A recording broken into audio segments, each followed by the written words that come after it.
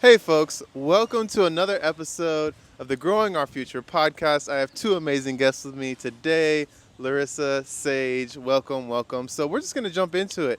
Go ahead and let's do a little introduction. Larissa? Hey guys, hey everyone. I am Larissa Leath. I'm the owner of Be Eclectic magazine. I'm a fashion lover. I'm an environmental lover. I love gardening. And so I'm so happy to be here with Steven with Gardopia. Heck yeah, heck yeah. And we'll talk about how we met, but go ahead, Saige. Hi, I'm Saige. I'm the president of TFII. I'm a photographer, producer, filmmaker, baby filmmaker, I should say. And I love sustainability and I love plants. So, yeah. Wonderful, wonderful. Well, I'm just so happy to be having y'all here today. For those of y'all who don't know, last year we did our first ever fashion show at our Garden Awards Gala, and that was because of these two amazing women. And we'll be talking about that in a little bit. But before we get into that, I just want to hear a little bit about your background and how you got into fashioning and/or gardening. Okay, so, in summary, I'm going to say the COVID pandemic. I was gardening way before then, but we all need a mental health break, right? We need a safe space. And so I started gardening and dabbling a little bit more in fashion because of the pandemic. Go ahead, Sage. So, I got into fashion actually whenever I was in high school. I really wanted to design sneakers, but then I realized that that probably wasn't the best way to make money. So, I actually ended up joining the military, got a bonus, used the bonus to buy a camera. From the camera, got back into fashion. As far as gardening and plants, I think that food is kind of the most natural medicine for our bodies. And after seeing a few documentaries and reading some books about that, it really just kind of made sense to really be investing in my health that way. I can't say I'm the best gardener. I've definitely killed mint, which mint you should not be able to kill, but I have. That's a tough one. Definitely tons of lavender has been slaughtered as well. Rest in peace. But yeah, so that's how I got into that. Okay, wonderful. So a little bit of COVID, high school into the military. So Larissa, we met when we did a Victory Garden program. So shout out to ARV and David and Skeets and all those folks. We put out an application and we wanted all of our participants to be sort of spread throughout the city.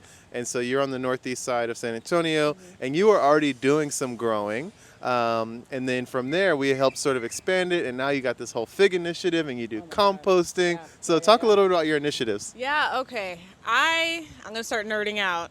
Watch out, guys. So, first of all, thank you guys so much for that Victory Garden. It is incredible.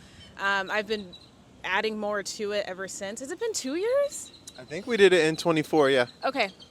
And I have transformed my entire front yard into a massive garden. And so I also partner with some food pantries in the area, and I'll go pick up truckloads of wasted food, and I just bury it into my front yard. I have a compost pile. I hot compost. I have the red wiggler worms as well. And it's just turned into this, I don't even know, this huge movement, even with my neighbors starting to plant more and just getting like my family members involved. And then I found out about figs about a year ago. And so now I have 18 fig trees in ground. And Which is crazy to think in a front yard, 18 fig. Because I have in my front yard, I probably have I only have one fig tree, but I planted about 6 pomegranates. But I have 15 fruit trees, so 18. Yeah. You're getting there. So you want to plant them at least 10 to 20 feet apart. I figured it out. So I have 18 in ground. I have more in pots. And now we have South Texas figs. And we're about to hit 2,000 members on Facebook. Okay. Yeah, so we have little events. Yeah, and we give cuttings away. There was a sweet lady last month. I took some figs and I dug some holes and I buried them in her backyard. So now she has figs. And I don't know, it's just a beautiful movement for people seeing how important it is to be self-sufficient as much as you can. And grow their own food. it's beautiful and it feeds my soul. Yes, I love food it. and Yeah. fashion. Yeah. Food and fashion. I love it. Okay, and we'll talk a little bit about Be Eclectic, but Saige, you were recommended to us from our board chair, Andreas Narvaez, last year, but tell us a little bit about TFII and the work you do. Absolutely. So TFI is basically an education-based nonprofit for fashion entrepreneurs. So basically, we try to do a full triage of the fashion entrepreneur, whether it's finance, legal, Even whenever it comes to making a tech pack, things like that, we've really tried to do a full triage of the fashion entrepreneur and provide free resources for things that they may need. So like, for instance, if they're just getting into their first brand and they need to do like a P&L statement, things like that, we bring in subject matter experts who can give free workshops, so that way those folks can understand, okay, you know what are my profit margins really? Like how much do I need to make off of this in order to be sustainable for 6 months, in order to reinvest that, that profit back into my inventory, so that way I can actually expand. We bring in folks who really know all the things that we personally don't, who can help them and develop them as business folks. So yeah. That's so interesting. I never thought about like fashion as the model as a business, but the industry, there's so much around it, right? And of course models do make money, and the photographers make money, and the makeup art, there's all that around there. So if somebody wants to get into the fashion industry, like what do they do? So for TFII, if you're trying to get into TFII, we have like mixers, we have free events that they can come and learn more. But in terms of getting into the industry altogether, it really just depends on what avenue you're in. So if you're a model, they do a lot of creative meetups where you could just show up. There's going to be a ton of photographers. You can take some photos, or you can really reach out to photographers who are doing really, really well and say, hey, I want to learn more about this, or I want to book you, maybe do a TFP shoot. What's a TFP shoot? Trade for photo. So that means nobody's paying for anything. The photographer's not paying, the model's not paying. If there's a stylist or a hair and makeup artist, nobody's paying for anything. We're all just coming together to collaborate.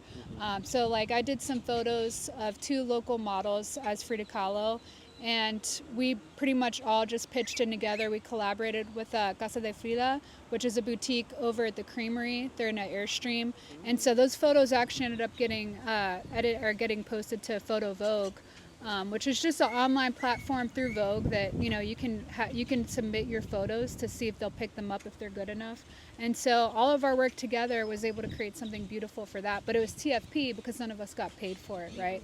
Whereas ideally, for a brand shoot, everybody would be getting paid. Okay. But yeah, so it just depends on what avenue you're in. But really, I think the most important thing is to find events and to find a community that is supportive and where there is like educational benefits to it. So that way you can continue to grow and evolve into, whatever it is that you want to be. I know there was the Met Gala was this week, right? And so you're seeing all these things on my feed about what people are wearing and all that. So again, fashion is just like so interesting, and so like thinking about it and your brand, Be Eclectic. Tell us a little bit about that. Yeah. So Be Eclectic magazine is, well, I say it's the premier fashion magazine for the state of Texas. Okay. And we did win. I think that was also 2024 for Best Magazine. Yeah, Texas fashion industry. Okay. And what I wanted to do was create a platform that really showcased not the typical model and not like the typical creative, more diverse. Mm-hmm. And we've been able to, we've been showcased and we've won some awards as well. But yeah, I really just want to work with folks you don't usually see in mainstream media and mainstream fashion, if that makes sense, and really push that diversity and the sustainability aspect, because we've worked with, a lot of sustainable designers, yeah. Right. And is a website, what's the website? Or is it a magazine you print, yeah, digital? It's Be Eclectic Mag, and you can order the magazine through the website, yeah. And we're on Instagram and Facebook. Okay. Yeah. Wonderful. Well, let's shift gears a little bit, talking about the Garden Awards Gala We are so excited. fashion show. Woo! So last year, the ups, the downs, tell me a little bit about last year.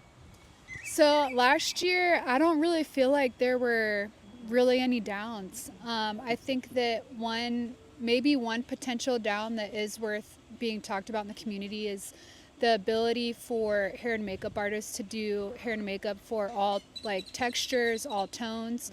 That was a little bit of something that we ran into last year, where I think we had some newer hair and makeup artists on the team. So it was a good teaching moment, right? For them to be able to realize, okay, you know what, this is something this is something that's worth spending more time on to make sure that we're really, really good at it. At the end of the day, they did amazing. But it is something that, it's good to be transparent and be honest with the team, so that way we're all just getting better, right? But other than that, I think everything went really, really well. I mean, the models had Chick-fil-A backstage, so you can't really complain. Um, but yeah, I would say, as far as the collaboration between Be Eclectic, Looking Friday, as well as we had someone who came in who does basically like, I want to say they were like acrylic, but there were molds of like flowers inside the acrylic. So that was just insane. I'd never seen that before. So I was really excited about that. But yeah. No, beautiful. And then I mean, the backdrop. I really like the shots with the mural, and then some of the photos that they did outside that we're using as well. And what about you, Larissa? Like, how did you feel? I mean, I completely agree with Saige. I think first I love the fact that Saige and Texas fashion industry, they are working with that diversity, trying to find the makeup and the hair artists that are able to work with different skin tones and hair, all types of hair. No downs. I think it was seamless with like all of us collaborating together. Blossom and Love, that incredible floral jewelry, because she preserves flowers, and how she's just able to like make the purses and the watch, like the Flavor Flav necklace, you know what I mean? Yeah, and we just all worked so well together. It was just, and then the mural, like it just all came together perfect. It couldn't have been any better than that. So this year, it's just gonna be even better. 10%, 100% better. Yeah. We've been doing our walkthroughs, and we're sort of talking about like the best way to go. And I'm just like, it's going to be amazing because, the way that they were able to walk through the crowd, everybody was able to see it. The music attached to that. Was that your playlist that we did? It was, yeah. Matched really it perfectly. nature Yeah. infused, I hear the nature right now. I feel like I'm back at the fashion show. But this year, like, what are y'all excited about for this year? This year, my creations are a little more loungewear, linen, cotton, and still the fresh floral accents, some more headpieces. I think I'm excited about that. A little more casual, but still, like, showing excellence. Yeah. Love that. Love that. I would say I'm really excited about the models that the designers chose. I think they chose a really good variety of models. I'm also really excited about Looking Friday's new line. They haven't released this anywhere yet, so this will be the first time that it's shown. And I do know that there's some really beautiful greens in there, so I'm really excited for that. Yes, we're in our Slack for our staff, and they're like, is there a certain color we should wear? I'm like, green, right? We're around green all the time. I wear green too much every day. I could see a green My suit whole working. wardrobe is green shirts and tan pants. That's Love it. That's it. Well, yeah, again, bringing the fashion show to the gala was something that we wanted to separate ourselves from other galas. There's so many galas every single day, right? And then I think another component of that is like, I talk a lot about fast fashion, right? And how unsustainable the fashion industry is. And we can just buy something on Shein or on Temu or whatever, like, and it's here the next day. So how can y'all encourage people to be more sustainable in their fashion choices, just day to day? I think it's really important to have capsule collections, or even just kind of like a foundation of your wardrobe where there are pieces that can really work with a bunch of other pieces, right? So like, for instance, you mentioned the tan pants. That goes with white shirts, that goes with green shirts, that goes with black shirts. Having those staple pieces that you can use for a lot of different outfits goes a long way. And then, of course, wherever you source that piece from, right? So making sure that it's from a brand that's ethically, mindful, or that, makes a really good product that isn't going to, disintegrate or get a hole in it in like 3 years, but could last, potentially 10, 15 years. I've been wearing this jumpsuit since like 2019. I'm not even going to lie. Yeah, for sure. My wardrobe, I have a lot. I'm not a fashionable person. I'm like, man, this is like a 2012 shirt. But that's great though, right? Like, it's amazing. And it also shows us that like there are textiles that will last an extremely long time. So I think that as long as you're intentional and mindful about where you're sourcing your clothes, and you don't fall for the trending pitfalls, or like, oh, this is on Amazon, balloon pants are in, I'm going to go get some balloon pants off Amazon. As long as you don't fall for those things and you really choose kind of like evergreen garments, I think you're set. Yeah, no, I completely agree. Yeah, it's like what's timeless, even in a casual way. It doesn't have to be something fancy. And like from the designer standpoint, my mom's a seamstress. She did a bunch of stuff in Las Vegas. And so that's kind of also where I get like that fashion background from. we always are looking for sustainable pieces, like when we go thrifting, because we're huge thrifters, and we remake. It's a lot of breakdown and recreation, a lot of destruction in a good way. So we can create these new designs, but we're using old and like prior clothing, and prior fabrics, but we definitely focus on the cotton and the linen, and we like don't want anything to do with polyester. Oh, yeah. So yeah, because that's bad for the Cancer. environment. Yeah, that's cancer and so many other things. So yeah, I think designers should focus on the sustainable textiles. Yeah. So you bring up some good points. One, sewing and thrifting, right? So for a while I was going to Goodwill. This is the big one. Is there another big thrift store that y'all would recommend? There's a lot. There's so many. Yeah, Buffalo Exchange is great. I love the ladies at Buffalo Exchange. The one here, it's like $8 or less. Yeah. Okay. What about you, Saige? So I personally really love, I love St. Augustine. It's in Blue Star.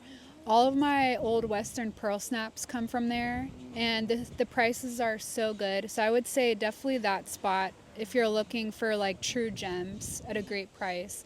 The thrift through is another big one. I think designer consignment is also a very a very sustainable way to go. Those are like pre-owned kind of designer pieces that you can buy, and you're buying them at a lower price. That garment is living a second life in your wardrobe.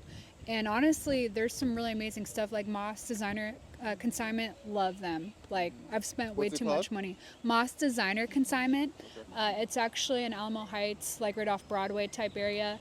But that place, and then Otra Vez is another good consignment spot. They're near like Olmos Park. But yeah. Okay, no, that's great. They give me some places to go check out, and they are women though mostly. So I don't know. Dang, about all right. that. Well, maybe I'll bring Kendall. But yeah, I think that sometimes, and I do it a lot. I give away a lot of clothes again, usually to Goodwill. But I know a lot of good stuff is out there, right? And it's just like it doesn't fit me anymore, or I haven't worn it in 5 years, so I'm just trying to clean out space, right? So encourage y'all to do that. And then the second thing you brought up was sewing. Like, I don't know if it's a lost art, but I feel like not that many people sew a lot anymore. What would be some tips on just starting? Well, I just say YouTube University. It's really easy to just kind of search it. I mean, everything is out there for us already. You just have to look for it. Yeah. Okay. And just baby steps. What, not sewing by hand versus getting a little machine?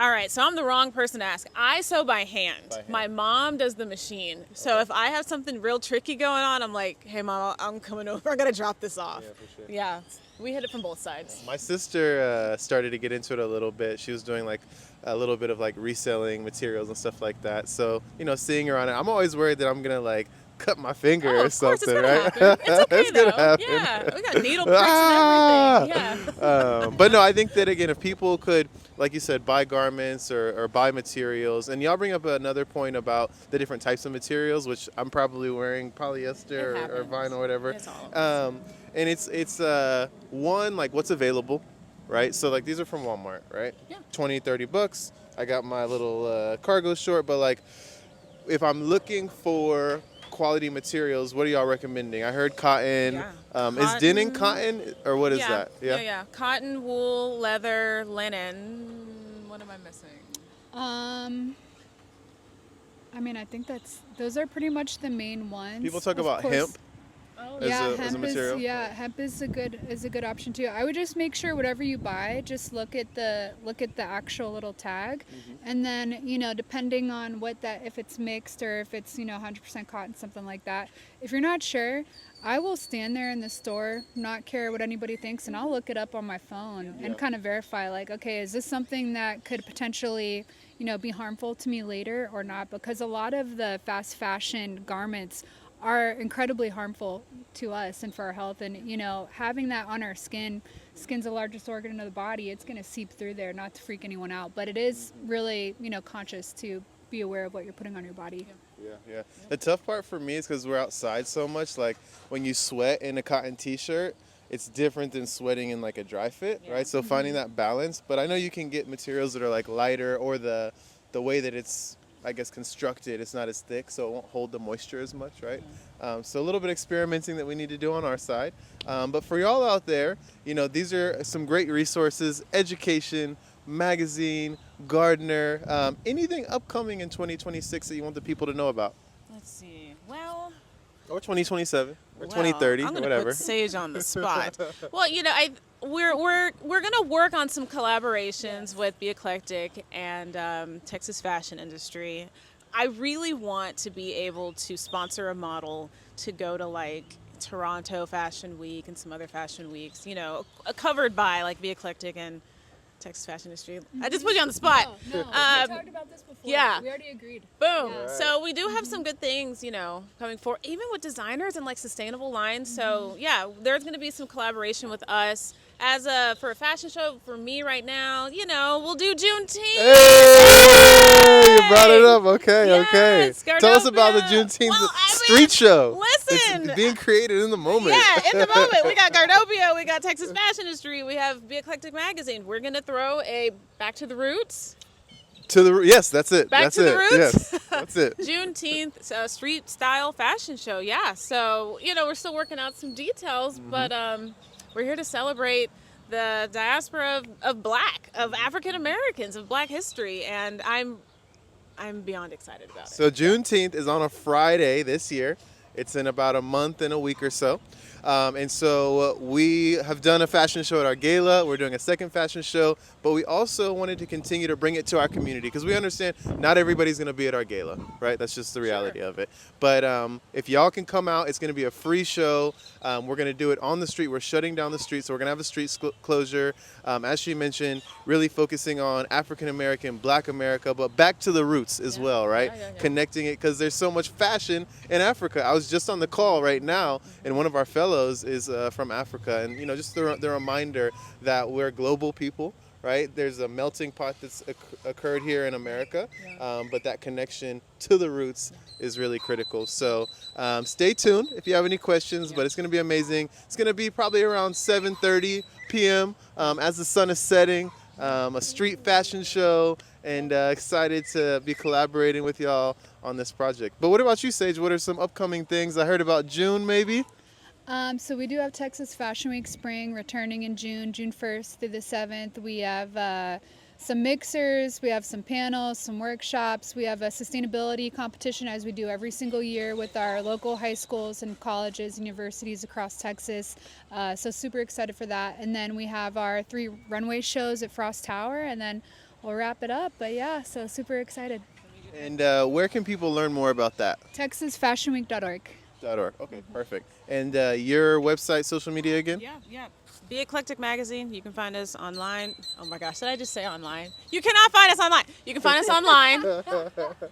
Yellow book pages. The yellow book pages. There's a phone book. There's a telephone. Whatever. Yeah. Instagram, Facebook. Yeah. Website. Okay, wonderful. And again, we have our Garden Awards Gala Fashion Show May 29th. From 6 to 9 p.m. We'll be doing the fashion show around 7 p.m. or so after the cocktail hour. You don't want to miss it. And get involved with these. And if you're just looking for a new style, if you're looking for a way to be sustainable, if you're looking for some local resources, here they are. People think about fashion and they're like, oh, New York and Paris and LA. We're here in San Antonio, right? Central Texas. We got fashion too, y'all. Yes. If y'all have any questions, y'all can always hit us up at Gardopia Gardens. We have this on podcast, YouTube, Spotify, all those type of resources. And we'll see you soon, hopefully. Peace.